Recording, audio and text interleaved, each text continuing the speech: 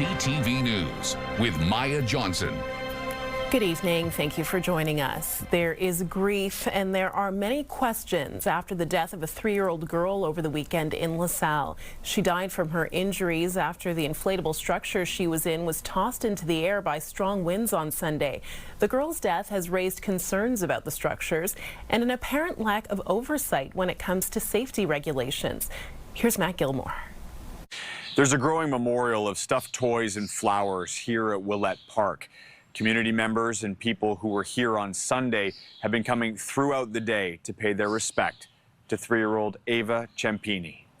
Some of the people we spoke to off camera say they're still traumatized by what they witnessed over the weekend. This is a tight-knit community and many have been coming to this annual event for years. They say the 50-kilometer-an-hour winds came up out of nowhere, sweeping the bouncy castle into the air and blowing over tents and barricades. They say people were just starting to pack up to leave because they could see a storm coming from the distance, but it was still blue skies overhead when the wind gusts hit. Now their thoughts have turned to little Ava's family. A GoFundMe has already raised more than $350,000. CTV News reached out to the organizer of the fundraiser, but did not hear back. We've also received a statement from the church that organized Sunday's event. It reads in part, "I invite all the faithful to join our hearts in prayer for the little girl Eva Ciampini. May she rest in peace. We are deeply saddened by the news of the passing of this 3-year-old girl. Our thoughts go out to her parents and grandparents in this time of grief. We pray for the little Eva Ciampini. Rest in peace. She is an angel." The accident has also raised questions about whether these inflatable play structures should be better regulated. The body that oversees construction says they're currently exempt from the building code.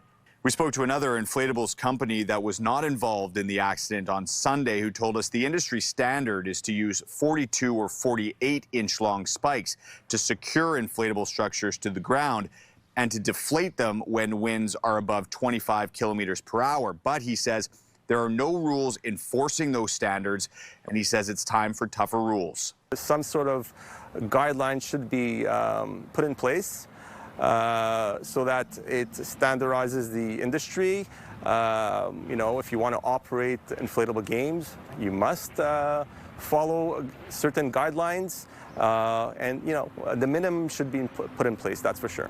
There is a coroner's investigation underway into the circumstances that led to this tragic accident. We still don't have any details about the kind of inflatable structure that was used or how it was strapped down. Matt Gilmore, CTV News. Changes are coming to some school zones in Rosemont-la-Petite-Patrie. The borough wants to make them safer for children by reducing the numbers of cars on certain streets. Angela McKenzie reports. Here in Rosemont-la-Petite-Patrie, there are plans in the works to make streets safer near schools. Borough Mayor François Limoges says the key is to have fewer cars on certain residential streets like Dandurand.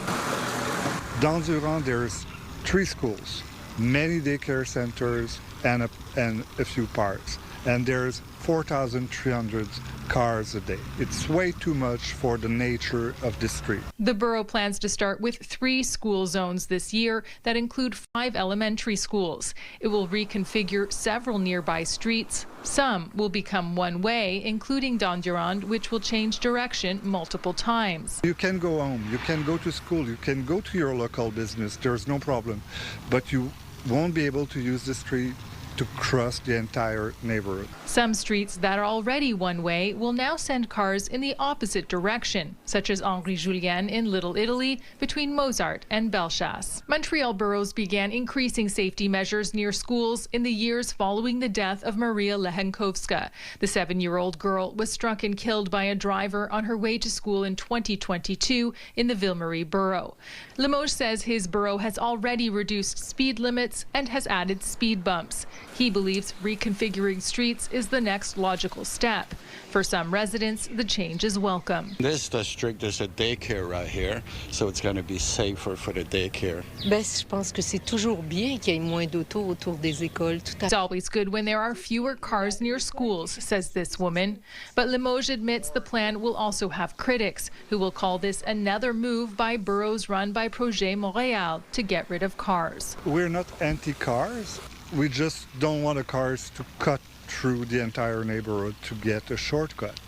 Meantime, the borough plans to make similar changes to its other school zones over the next 3 years. Angela McKenzie, CTV News. A Joliet trucking company is offering a $50,000 reward in the hopes of recovering a stolen trailer. Thieves broke into the yard of a truck terminal in South Shore Delson and quickly found a trailer carrying hundreds of thousands of dollars worth of aluminum. They stole the truck, disabled the GPS tracker, and took off with the merchandise. The missing truck was found later that day, but there's still no sign of the trailer or the aluminum. The company says it's offering a reward because of the rise of in the theft of metals. Well, you know, they're organized. They've been around for a while. It's been a problem in the industry, especially since the price of those metals have skyrocketed in the past, I would say, year. So they're billets. They're aluminum billets, and they are sold to scrap metal yards, and then they are transformed in order to lose all identification. And then they're sold at large. A 22-year-old has died after a stabbing inside a Walmart in Montreal North. It happened shortly after 4 p.m. yesterday at Henri Bourassa and Lacordaire. Police say several people were fighting when the man was stabbed. The attackers fled before police arrived. The victim later died of his injuries in hospital. Montreal police are urging families to check on the final resting places of their loved ones. It comes after 2 people were charged with robbing several funeral homes and cemeteries in Montreal and Laval, among other places.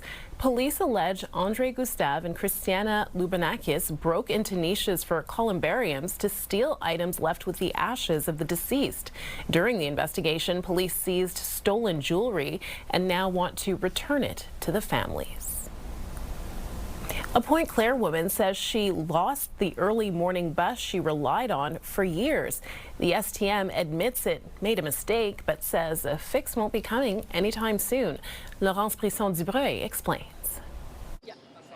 Janor has had the same morning routine for more than 25 years. The daycare educator walks 60 meters from her home to the 211 bus heading east so she can arrive at her job downtown for 7 a.m. That was until May 18th. Now with the REM changes, they took away the 540 bus. Nearly 80 routes were modified when the REM launched in May. The 5:40 a.m. bus she relied on disappeared. The earliest bus is now almost an hour later. Since May 18th, that's when they started all the new bus schedules in the West Island. Now Orr's husband drives her each morning to a different bus stop about 1.5 kilometers away so she can catch the 411 Express.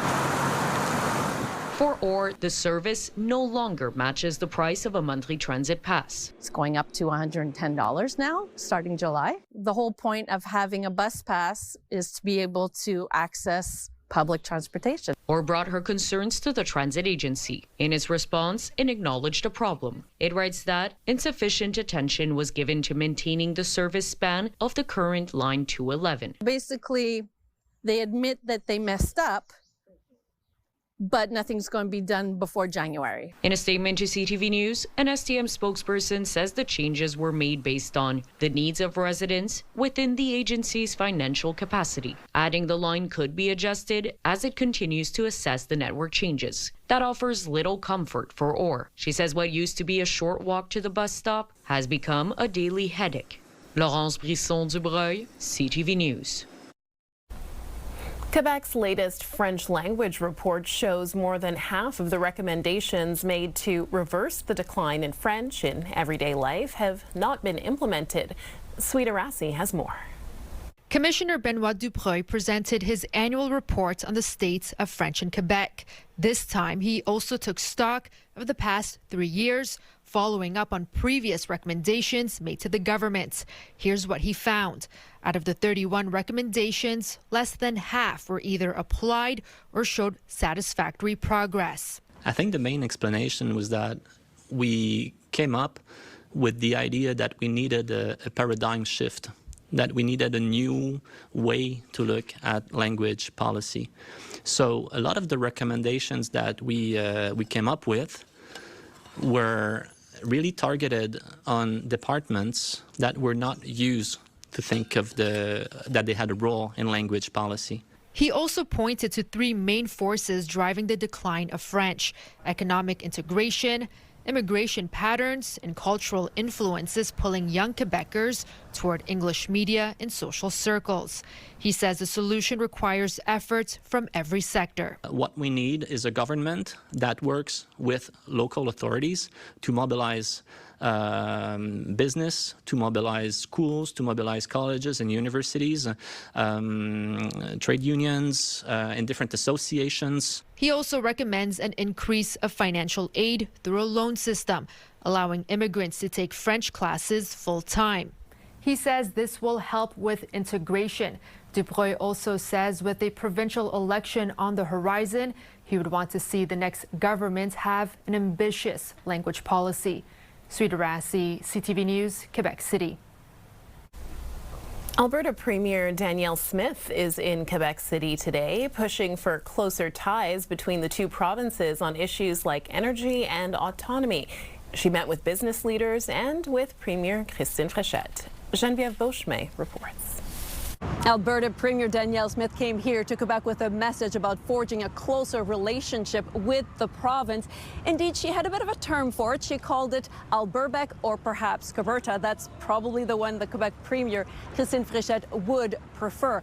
She came here talking about the fact that there should be closer relationships when it comes to trade, when it comes to manufacturing, but also energy. Now, these are two provinces that are facing in October votes that could potentially pave the way to a referendum. And so the provinces have a lot in common.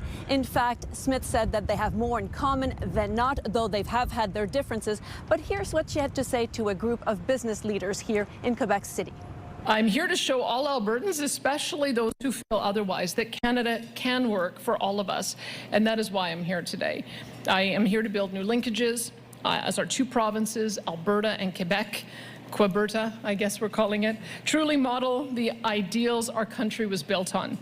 Now, when it comes to picking up tips about a potential referendum, Smith says that she's looking more to Brexit, the lessons of the UK, rather than Quebec, to talk to people in Alberta about the Remain option within Canada.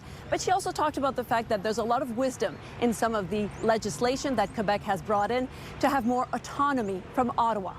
Geneviève Beauchemin, CTV News, Quebec City. Quebec Solidaire has chosen another candidate for the upcoming provincial election. Giselle Puengel will be running in the riding of Rosemont-la-Petite-Patrie. She has a background as director of the non-profit group Collectif Social, which aims to prevent sexual violence. Quebec Solidaire is a party that I think embodies all the values that I have and that I try to embody myself. So when we're talking about solidarity, when we're talking about thinking about the environment and how we can better work together to build a better society for everybody. So that's really a reason why I wanted to get involved. And also here in Rosemont, this is where I live, so it just made sense to me to do that job right here at home. The riding is currently held by Vincent Marissal, the former Quebec Solidaire MNA, now sitting as an independent. Earlier this year, Marissal announced he would be leaving politics at the end of his mandate. Félix Auger-Aliassime's exciting run at the French Open is over. Flavio Cobolli is a Grand Slam semi-finalist. Auger-Aliassime won the first set of his quarterfinal match today, but lost the next 3 to Italy's Flavio Cobolli. He is now the first Canadian to reach the quarterfinals of all 4 Grand Slam tournaments. And his international success is helping grow the popularity of tennis here in Quebec. Olivia O'Malley has that story. The outdoor tennis season is underway, and more Quebecers are picking up their rackets than ever before. This is the first time Pierre Bazinet's played in 5 years. We have an office close by, and it was a discussion that we had last year. Oh, there's plenty of tennis court over there, we should play. According to new data from Tennis Canada, participation across the country is on the rise. 6 million Canadians hit the courts last year, an increase of over 1 million since 2023. Quebec is the province with the highest participation. 18% of Quebecers played tennis last year. We have some great athletes that are from Quebec that are performing really well on the international scene. So I think that does help maybe inspire some kids and even older people to want to pick up a racket. National Bank Open Tournament Director Valérie Tétrault is having a hit at IGA Stadium's center court. This is where the prestigious competition is held in August. The men play here this year, but 1 year ago, a sold-out crowd of 12,000 fans watched a star be born. 18-year-old Canadian Vicky Mboko was crowned the women's singles champion. During those 2 weeks during the summer, everyone all of a sudden is interested by tennis. Tennis Canada says the sport has grown in popularity with children aged 12 to 17.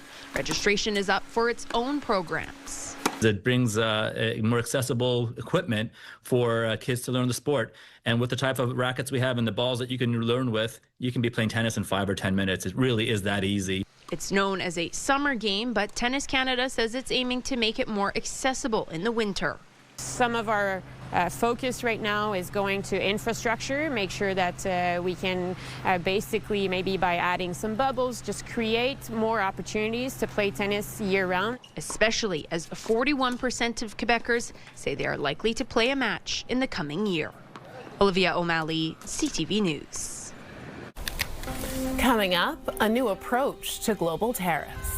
It's not a surprise. It's something that the U.S. has been planning for a few months. Trump's latest justification for threatening to impose more tariffs on Canada. Plus, 60 Minutes shakeup. A correspondent is fired after clashing with management over the future of the show. The Trump administration is taking a new approach to global tariffs. The focus now is on curbing imports made with forced labor. And there's a proposed new 10% tariff on Canada and other trading partners for allegedly failing to do enough to address the issue. Abigail Beeman reports. Hello. Just hours after the U.S.-Canada trade minister said he had a positive meeting with Jamieson Greer, Greer's office said Canada is among the countries that could be hit with a new 10% tariff for failing to take action on forced labor. The failure of our most important trading partners to address the importation of goods made with forced labor is unacceptable. This creates a dynamic where American workers are forced to compete globally on an unlevel playing field, Greer said. This is not a surprise. The Prime Minister pointed out the vast majority of goods fall under the Canada-U.S.-Mexico free trade deal and won't be impacted. He says Canada supports the overall objective. We made some changes earlier this year on things that candidly were not as effective, so there's ways we can change things legislatively. We'll be proposing that to the House in the coming weeks. LeBlanc wouldn't answer whether he and Greer discussed Canada's move to allow some Chinese EVs into the market. We don't discuss publicly the content of private conversations or private discussions. U.S.-Canada expert Christopher Sands says the U.S. is intentionally moving some trade irritants outside CUSMA. The good news is that might mean the USMCA could move as far as renewal, or that the negotiations could be more constructive going forward. The bad news is this is designed to keep the U.S. with leverage, even if we renew USMCA, because we have the other issues that we could use to impose tariffs on Canada. Now, these tariffs aren't in place just yet. Experts say important to point out there is a process. The USTR will hold hearings about them July 7th. Abigail Beeman, CTV News, Washington. Meantime, Premier Christine Fréchette is calling her meeting with U.S. Ambassador Pete Hoekstra a positive one. The two met this morning to discuss the ongoing trade dispute between Canada and the U.S., and Fréchette had a very simple message for the ambassador. merchandise that are part of the CUSMA, are protected by the CUSMA agreement, won't be tariffed. But my message was that we need to lower the tariffs. Ottawa is demanding the CRTC reconsider a recent decision that could lead to Canadians paying more for streaming services, a move that has become a trade irritant for the U.S. Annie Bergeron-Oliver has more. The federal government appears to be backing away from its fight to force streaming giants to pay more for Canadian content, one day after what Canada called positive trade talks in Washington. It's no secret to anyone that's been paying any attention to this that the USTR has identified these issues as a trade issue. It would be disingenuous to suggest that this is the single issue. The reality is we're impatient to make sure that this sector stays vital and stays supported. Last month, the CRTC announced it was tripling the amount companies like Netflix and Disney had to pay for Canadian content, increasing fees from 5% of their Canadian revenue to 15%, a move the Conservatives strongly opposed. When we debated this in the House of Commons, the Liberals faux-pas us. They made it sound like it was no big deal, that this tax was being widely accepted. That's not true. Days after saying they couldn't act, Ottawa is now asking the CRTC to review that decision, saying it could increase costs for consumers. It's actually good to see the government admitting that some of their the choices that they've made in terms of the legislation, in terms of the regulations, are actually going to have downstream impacts on consumers. But many experts say it's about more than affordability. It's about appeasing the Americans who have repeatedly called the Online Streaming Act a trade irritant. The CRTC's move was largely seen as provocative, an annoyance, an irritant to those trade negotiations. And so essentially what the federal government is doing is removing that annoyance from the playing field. The streaming companies' fees were supposed to help Canadian producers, but no money has ever gone out. It's all been tied up in the courts. To help that industry, the Canadian government today announced a $600 million investment. Annie Bergeron-Oliver, CTV News, Ottawa. Scott Pelley has been fired as a correspondent with the CBS flagship program 60 Minutes. The termination comes one day after a fiery staff meeting on the show's future. CBS dismissed Pelley after he openly challenged the competency of the show's new executive producer, Nick Bilton, a former tech reporter with little news experience. Pelley also criticized management for the recent firings of other CBS staff.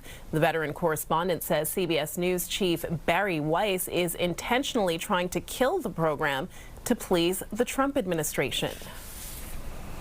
In California, a 15-hour standoff with a hostage taker came to a deadly conclusion this morning. The FBI shot and killed a suspect. The tense standoff began yesterday afternoon when officers responded to a bomb threat at a bank building in Bakersfield. Police say a man had barricaded himself inside with several hostages. Negotiators spoke to the man by telephone, and all 10 hostages were eventually released unharmed. Still to come, a solution for children with smartphones. We want them to be able to text us when soccer practice ends early.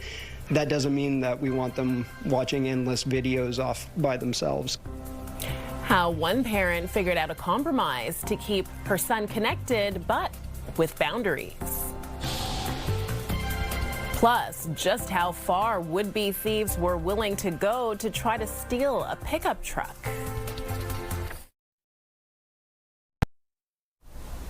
Well, it's another busy week for Premier Christine Fréchette, and it's only Wednesday. As we reported earlier in the newscast, today she met with the U.S. Ambassador to Canada and the Premier of Alberta. Yesterday, she met with the Prime Minister. Joining us now is political analyst David Hertel. Good to see you, David. Good to see you, Maya. You thinking elections nearby?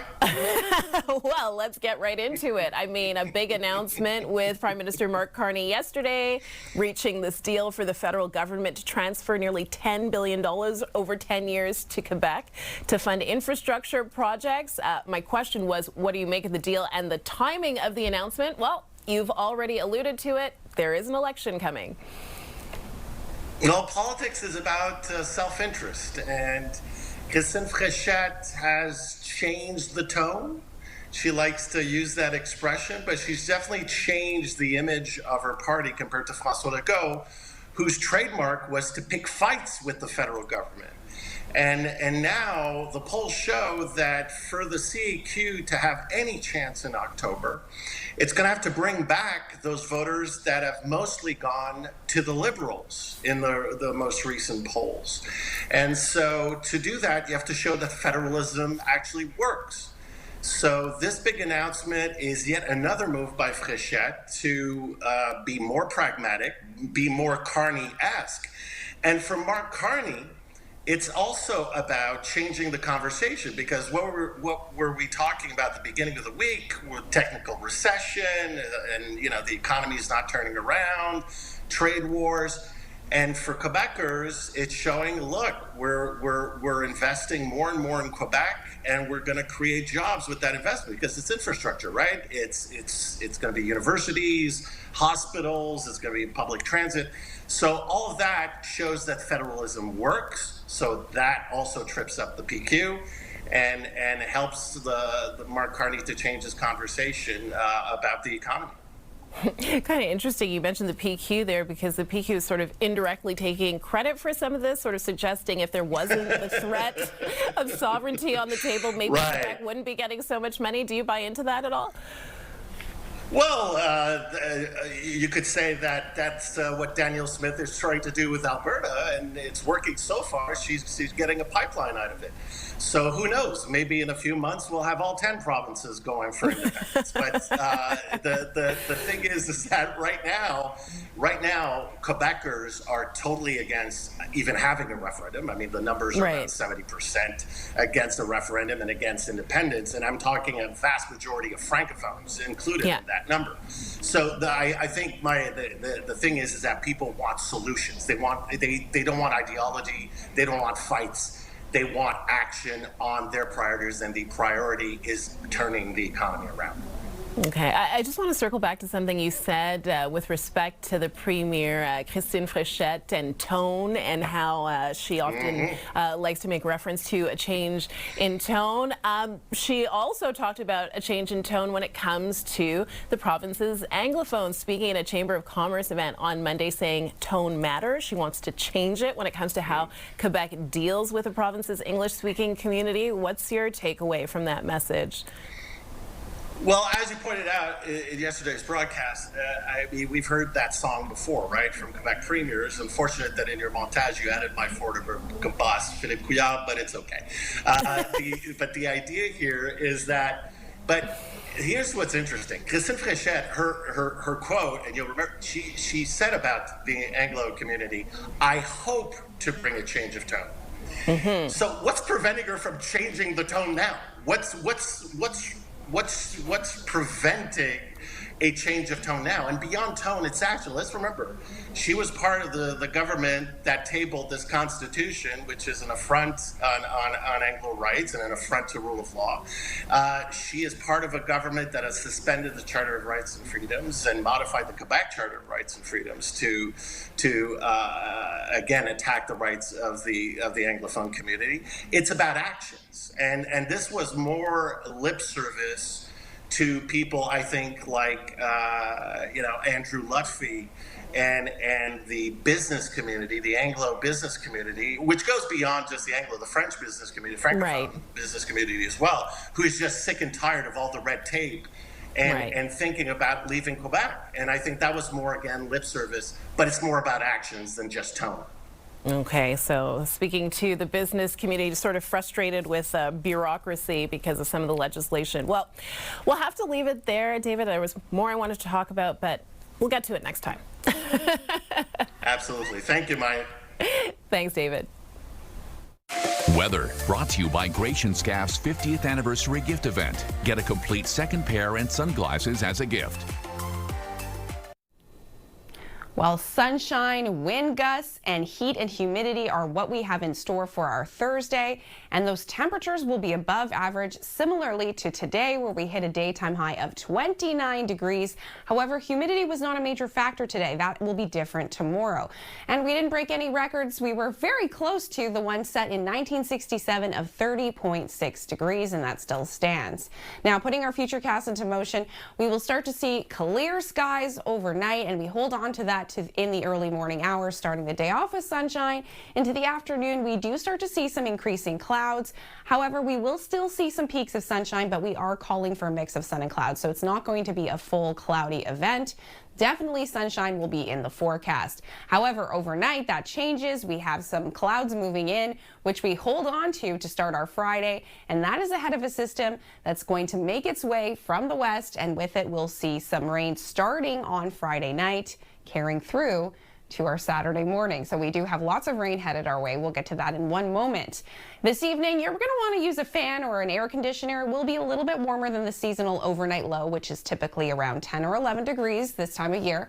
15 is what we're dealing with, those clear skies, which will be lovely. Sunshine to start tomorrow, but our temperatures, we can already see that it's going to be warm. 17 degrees will be the wake-up temperature, and then that mercury is going to climb to 29, feeling like 32 degrees. So that's the humidity that's going to be making a difference tomorrow. And then we have those winds gusting from the southwest up to 40 kilometers an hour. When it comes from the southwest, always brings up that warmer air, and we can see that reflected in our temperature. Now, our longer range forecast does show a little bit of a fluctuation in the trend we've been seeing, which is that we've been above seasonal in terms of our daytime highs. And we see that especially on the weekend. Now, if we rewind for a second, Friday we have 2 millimeters of rain in our forecast.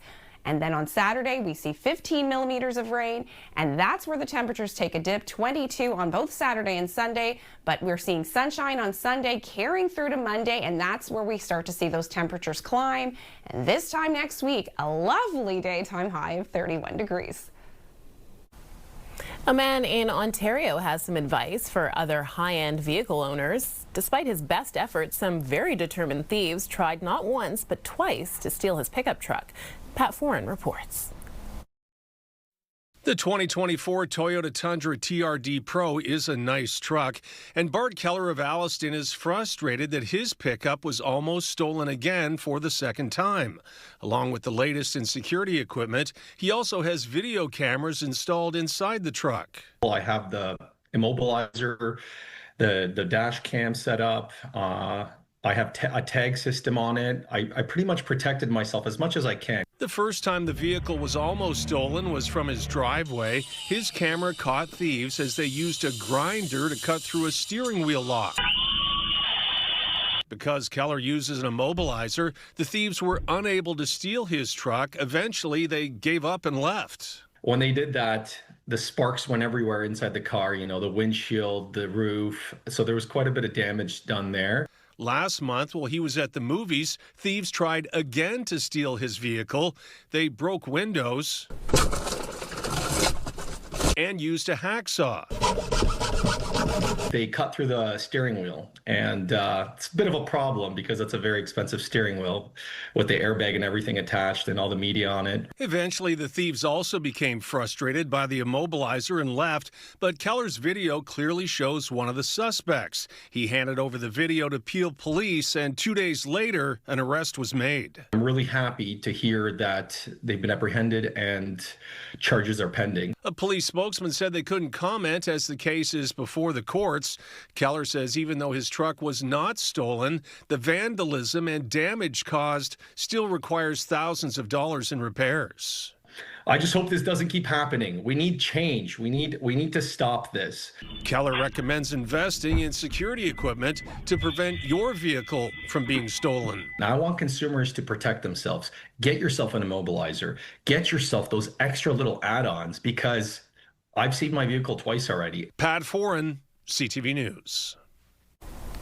Thousands of vehicles are being recalled across Canada. Toyota is recalling nearly 17,000 vehicles because the engines might not have been manufactured correctly, causing the vehicles to stall while driving. The affected vehicles are Lexus and Tundra models with 3.4-liter twin-turbo engines, and GM is recalling hundreds of vehicles because of potential issues with airbag inflators. The vehicle owners will be notified by mail. While we've all heard about the potential dangers of social media for children, many parents are looking for ways to keep their kids safe while also allowing them to access the benefits of technology. As Kimberly Johnson reports, a mother in Ottawa says she's found a solution. What Teo Knight loves about his cell phone is being able to listen to his favorite music. I just need headphones in my phone just to listen to my own music. And while this Android phone may seem like any other, it's actually set up in a way that limits his access to certain content. No social media, no app store, and no internet browser. Just the ability to call, text, and access Spotify. We want them to have access to music. We want them to be able to text us when soccer practice ends early. That doesn't mean that we want them watching endless videos off by themselves, kind of thing. He has a playlist that's for like his before soccer that pumps him up. It's part of a pilot project started by parent Anne Fizette, which she has dubbed Boom Track. I was just trying to figure out how can I create something that would satisfy him and what he needs in terms of like the developmental milestones that he's hitting, and at the same time protect him. She purchased an Android phone and when setting it up used a management device on her computer to control what gets placed on the phone. It's similar to what workplaces will put on employees' phones to restrict some apps or abilities. This isn't something incredibly new. It's just we haven't used it in terms of for kids. Still, one tech expert warns the smartphone technology still exists under the surface of the phone, and parents should be cautious. Any tech-savvy kid can go online and figure out how to bypass them and regain access to app stores and browsers and other features. Today, Fizette says that she has nearly a dozen parents participating in the project. She's currently covering all of the setup costs, but hopes to expand this to a business if there's enough interest. It feels like I'm actually part of everything and I'm not missing anything. Kimberly Johnson, CTV News. Still ahead, remembering the voice behind unforgettable Disney duets.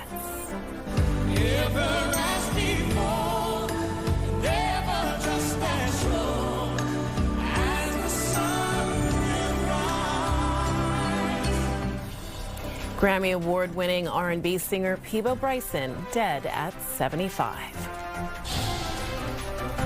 And ALS Awareness Month. A young Quebecer shares the reality of living with the disease. For breaking news and local news that matters to you, download the CTV News app right now by scanning the QR code on your screen using your smartphone. Or you can also go to our website, ctvnewsmontreal.ca. Your Health, brought to you by Gratian Scaff's 50th anniversary gift event. Get a complete second pair and sunglasses as a gift. June is ALS Awareness Month. The fatal disease eventually takes away a person's ability to walk, speak, and breathe. About 4,000 Canadians are affected, including 600 people here in Quebec. The ALS Society of Quebec says 8 in 10 people die within 5 years of the diagnosis. Amanda Tam has been living with ALS since being diagnosed at 20 years old. Things that people don't think about affect me. So I can't get changed on my own. I can't cut up my food. So things like that. But honestly, I feel like I've been living more since my diagnosis, so I've traveled way more. I feel like a lot of young people don't really know what it is besides the Ice Bucket Challenge. So I just want to share what it actually is. Roughly 1,000 new cases of ALS are diagnosed in Canada each year. Tim Hortons is shutting down its latest credit card program just 3 years after it launched. The program, powered by Neo Financial, will shut down on October 1st. The cards will still work after that time, but transactions won't earn Tim rewards points. This wasn't Tim's first credit card program. The company put on a splashy launch for its Double Visa card in 2014, but it was discontinued in 2019. Business News, brought to you by Oview Duluth, supporting families of sick children throughout the month of June. Home sales in Canada's largest real estate market have jumped as prices drop. Here's Lindsay Biscaya. In Toronto, it appears lower prices have begun to lure potential buyers off the sidelines. Home sales were up 10% in May compared to April, as the city's real estate board says the market tightened. The seasonally adjusted benchmark price of a home dropped 0.2% from the previous month to just under $928,000. And Trub expects sales to improve even more through the second half of the year. And here are the closing numbers for the day. The Canadian dollar is down to 71.96. West Texas Intermediate is up to 96.02. Western Canadian Select also up to 76.72. And the TSX closed 360 points lower today. Those are your business headlines. I'm Lindsay Biscaya. Grammy Award-winning R&B singer Peabo Bryson has died. Bryson is best known as the voice behind a couple of Oscar-winning Disney film duets, including Beauty and the Beast with Celine Dion. Hannah Bata has a look back. I can show you the world. His voice propelled some of Disney's most powerful songs to the top of the charts.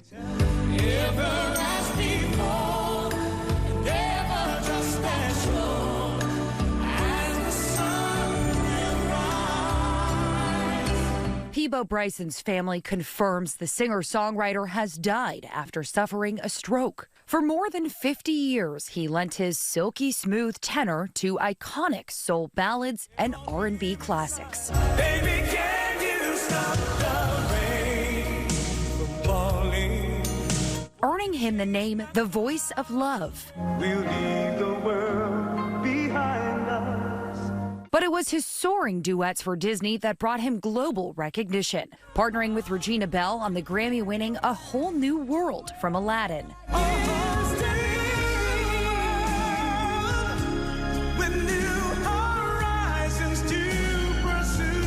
Bryson later sang of the song, "It inspires everyone who listens to it. It represents every hope and promise that you're ever gonna make."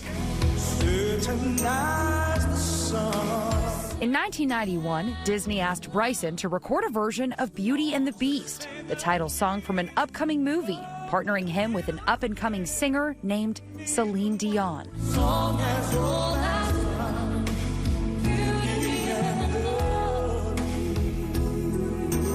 In 1992, the pair joined Mrs. Potts herself, Angela Lansbury, at the Oscars.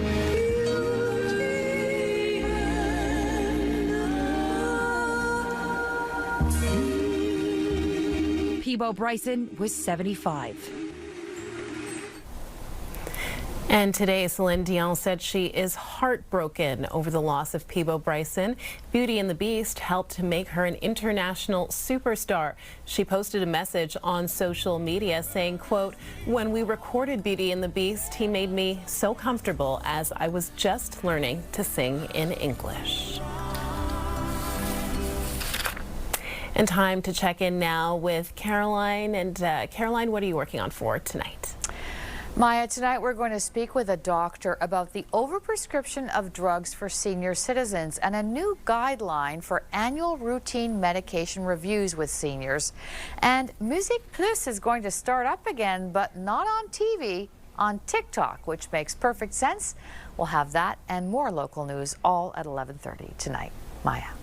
All right, thank you very much, Caroline. Up next, another steamy hockey series featuring Canadian talents. Stay with us. We've got another full night of great shows for you right here tonight on CTV.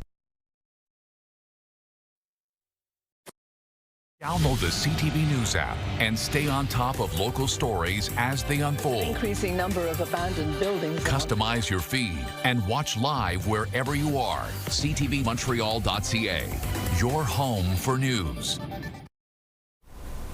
The steamy hockey TV series Off Campus has started filming season 2 in Vancouver. The show features local talent and gives UBC students some bragging rights. Yasmin Gandam reports. So what, I help you study and you play my fake boyfriend? Off Campus is shot on campus at UBC, where the university is transformed into the fictional Briar U in Boston. It was just like some of the most fun I've ever had on set. The crew was incredible. The cast was incredible. The show is filled with Canadian representation, from on-screen and behind the scenes to homegrown music. 14 Vancouver Film School alumni helped with season 1, including actress Amira Anderson. We don't get to see that very often anymore. It's a lot of like talent has flown in, and we don't make use of what's here. So it was really nice to be surrounded by that. The show breaking records with more than 37 million global viewers in less than 2 weeks. It's a massive bounce back for BC's filming industry that has seen challenges with the COVID-19 pandemic and a writer's strike. I think we're all cautiously optimistic. You nailed it. It's been a really, really tough year, not just for British Columbia, but globally for the motion picture industry. Canadian band The Beaches saw a boost with their song experiencing a nearly 900% increase in streams after being featured in the show.